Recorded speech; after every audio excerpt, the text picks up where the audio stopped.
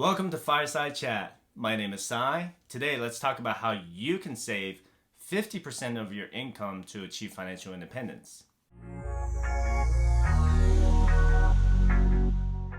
Let's talk about how you can save 50% of your income and how I have been saving 60% of my income for the last 2 years.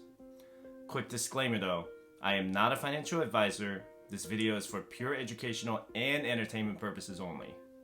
It is entirely possible to save at least 50% of your take-home income. The common misconception is that you have to make at least $100,000 or a six-figure salary to save at least 50% of your income.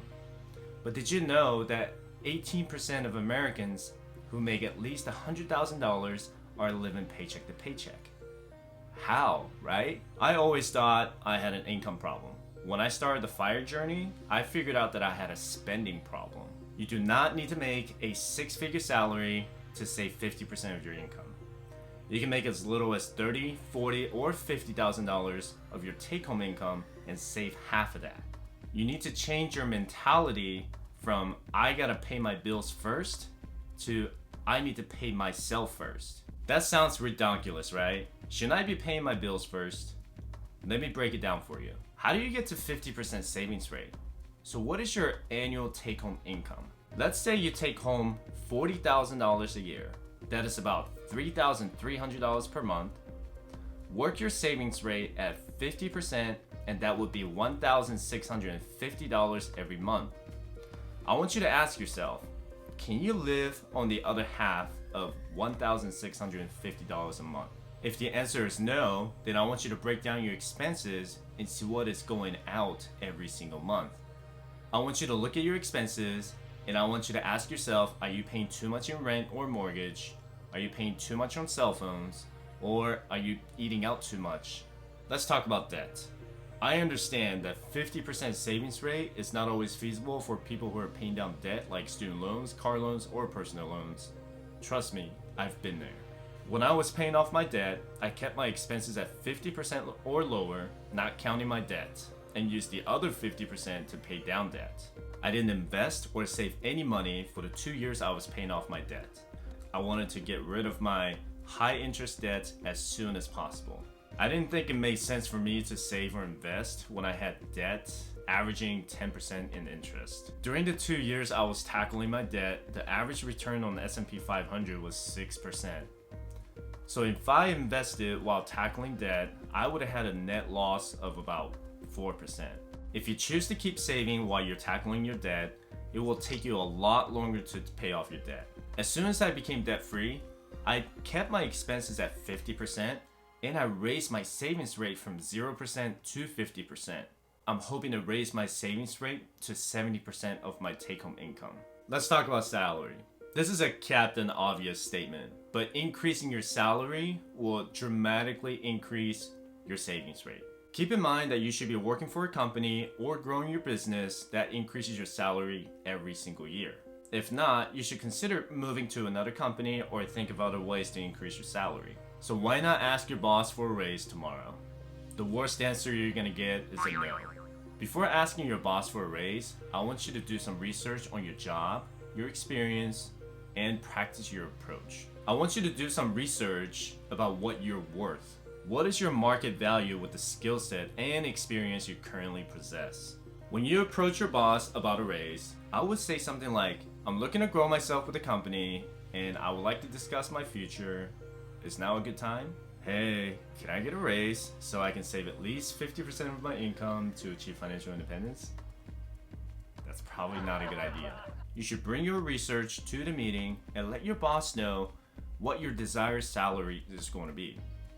Don't beat around the bush, be enthusiastic, and show gratitude to the company and your boss. Let's talk lifestyle inflation. So as I stated before, we probably have a spending problem and not an income problem. So if you make $30,000 a year or $40,000 a year, you probably shouldn't buy a $30,000 car and make a $500 payment every month. Learn to live within your means. Stop wasting your time trying to impress your friends or your family. Just remember that in the end, you're the one making that $500 car payment, not your family or friends. Stop taking out any more debt. You gotta stop trapping yourself in a paycheck to paycheck cycle. Again, just because you make $100,000 a year, it doesn't mean you can afford a $500,000 home. It is completely okay to treat yourself every once in a while. That's the purpose of the budget. I love to splurge on all-you-can-eat sushi that costs $24.95. I go there probably once a month, but I budget that. I put that money aside because that is something I enjoy to do, and that is the fun splurge, okay? The 50% savings rate is not meant for you to just not spend anything. Budget is when you give yourself permission to spend money. The other thing is the credit cards. There are so many perks with credit cards, but if you have a spending problem and you leave a balance on the credit card every single month, and that's about 15, 20, 25, or maybe 30% in interest, then that's really not worth it, right? So what you want to do is just use your credit card, save the points, and just pay it off every single month. Then don't leave a balance on it. If you don't have any self-control over the credit card spending, just Dave Ramsey them. The other method that I found many couples doing, and I applaud them for doing this, is that one spouse is making $50,000 a year and the other spouse making $30,000 a year, and they decided to live on $30,000 a year and just save $50,000 away. So that's like 62.5% savings rate if you can just live on one spouse's income, and you can grow your savings and your investment a lot faster that way. If you're single in your early 20s or mid 20s, I encourage you to just stay home with your parents if you can and just save money on the rent. Or if you need to move out, living in an apartment, you can always find 2, 3, maybe 4 roommates. I used to have 3 roommates when I was in my early 20s because I was making $30,000 a year and my rent was like $920 a month. And if I split that 3 ways, all I had to do was pay $300 a month, and we could split all the utilities and cable fees. So that saved me a lot of money, and I remember at one point I was saving about 40% of my income in my early 20s. So what do I save or invest with my 60% savings rate? Here's how I prioritize my savings. I have 3 savings accounts, 1 checking account that's connected to my 2 brokerage accounts, 2 business accounts, 3 retirement accounts, and 2 accounts for my kid. I set up automatic savings so I know they are taken care of and enjoy my extra splurges without any worry. Let's talk annual expenses. So I have a savings account that's just dedicated for my annual expenses. I set aside money for annual expenses like my car registration fee, credit card annual fees, car insurance, Christmas gifts, birthday gifts, and any other special events. I think this is where most people forget to do, is to take care of their annual fees.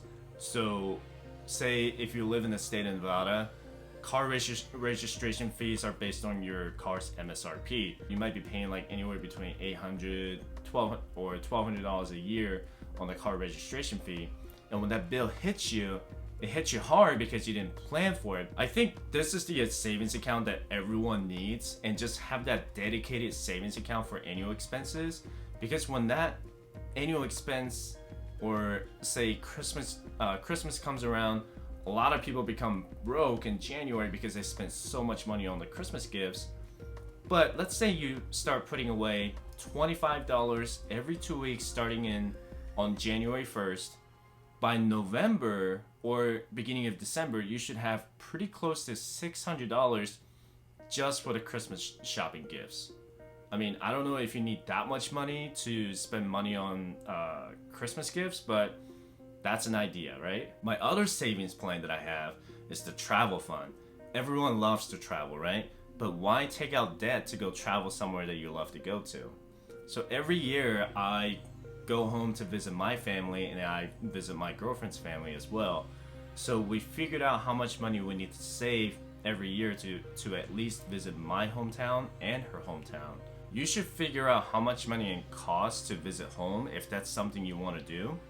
If you only want to save money for your personal travel, that's fine too. For example, if your travel costs $2,000 every year, you can start saving $75 every 2 weeks until the day you wish to buy plane tickets or hotels. So I have 2 separate brokerage accounts, and I did this on purpose because I want to track all of my growth, stocks, and mutual funds in one account, and the other account is just focused on dividends. So in my one account, I have stocks like Tesla, Facebook, and my other dividend account, I have stocks like Walgreens Boots Alliance, All Realty Income, and JP Morgan Chase.